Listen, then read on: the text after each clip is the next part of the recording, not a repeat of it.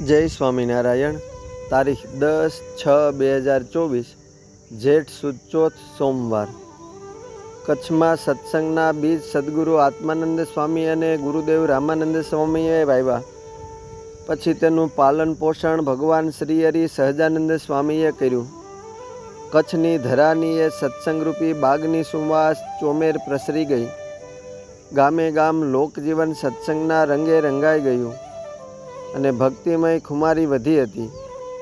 તે સમયે કેરા ગામના દરબાર રાયબજીના ધર્મપત્ની સદાબા પણ એક પૂર્વજન્મમાં મુમુક્ષુ હોય શ્રીહરિનો યોગ થતાં પરમ એકાંતિક ભક્ત બન્યા.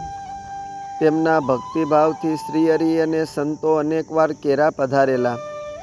સદાબા રાજ પરિવારના હોવા છતાં સત્સંગના નિયમ ધર્મનું યથાર્થ પાલન કરતા તથા ભગવાન અને ભગવાનના ભક્તનો પક્ષ અતિ મહિમાએ રાખતા.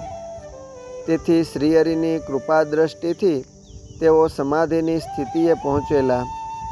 એકવાર બળદિયા ગામના રત્ના ભગતને સત્સંગ છોડાવવા માટે તેમના જ કુટુંબીઓએ ખૂબ જ દુઃખ આપવા માંડ્યું. સત્સંગના દ્વેષીઓએ રાજમાં પણ ફરિયાદ કરીને ભગતને કઠોર દંડ કરાવ્યો, તો પણ શાંતિ ન વળી.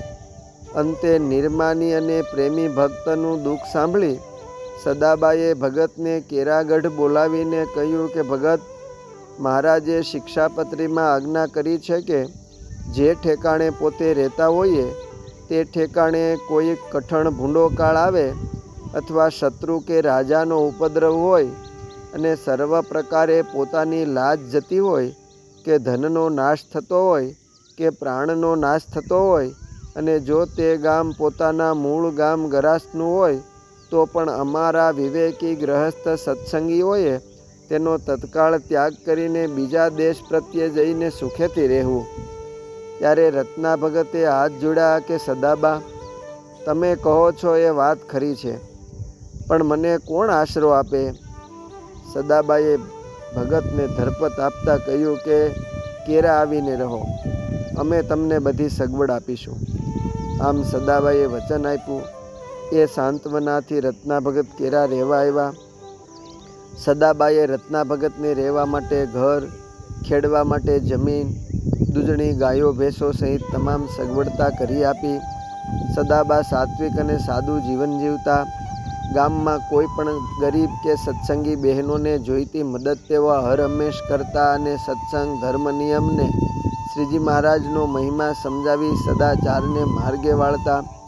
પોતાનો અલાયદો ઓરડો રાખી તેમાં સતત ધ્યાન ભજન અને સત્સંગ કર્યા કરતા. સદાબા વૃદ્ધ થયા ત્યારે તેને આંખે અંધાપો આવ્યો. દેહની ક્રિયા પોતાની જાતે કરતા. પૂજા પાઠને ધર્મ ધ્યાન નિત્ય નિયમ પ્રમાણે શ્રદ્ધાથી કરતા. અંતિમ અવસ્થાએ ઉપશમ સ્થિતિમાં 31 દિવસ સુધી અંતર્મુખી વૃત્તિ કરીને શયનમાં રહેલા. 32મા દિવસે જાગ્રત અવસ્થામાં આવી પરિવારના સભ્યો તથા સત્સંગી બહેનોને બોલાવીને કહ્યું, લ્યો હવે સૌને જય સ્વામિનારાયણ. તમારો જોગ ઘણા દી કર્યો. હવે અમે આ દેહ મેલીને અક્ષરધામમાં જવાનો નિર્ણય કર્યો છે. તમે સૌ મારી પાસે રહી મહારાજની ધૂન કરો. અને સૌએ સાથે મળી સ્વામિનારાયણ સ્વામિનારાયણ ધૂન કરવા માંડી.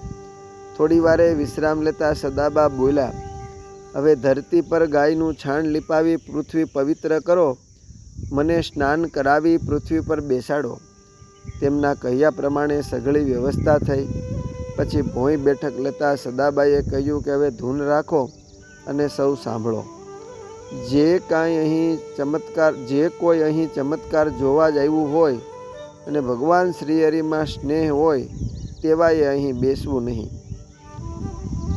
જે કોઈ અહીં ચમત્કાર જોવા જ આવ્યું હોય અને શ્રીહરિમાં સ્નેહ ન હોય એવાએ અહીં બેસવું નહીં. અત્યારે બધા જ શ્રદ્ધાથી ધૂન કરો. ફરી ધૂન શરૂ થઈ. ત્યાં સદાબાનો ચહેરો પ્રસન્નતાથી ખીલી ઉઠ્યો અને બોલ્યા, જુઓ જુઓ, શ્રીજી મહારાજ અને લાડુબા લાધીબા વગેરે અનેક મુક્તો મને તેડવા આવ્યા છે. તમે સૌ જાગ્રત રહી જીવનમાં ભગવાન ભજી લેજો. સૌ સંપીને રહેજો. આટલી મારી સત્સંગી બહેનોને ખાસ ભલામણ છે. આટલું કહી સદાબા પંચભૂતનો ત્યાગ કરી દિવ્ય દેહે શ્રીહરિની સાથે વિમાનમાં બેસીને અક્ષરધામમાં સીધાવ્યા. અસ્તુ. જય સ્વામિનારાયણ. નારી રત્નો ભાગ 1 માંથી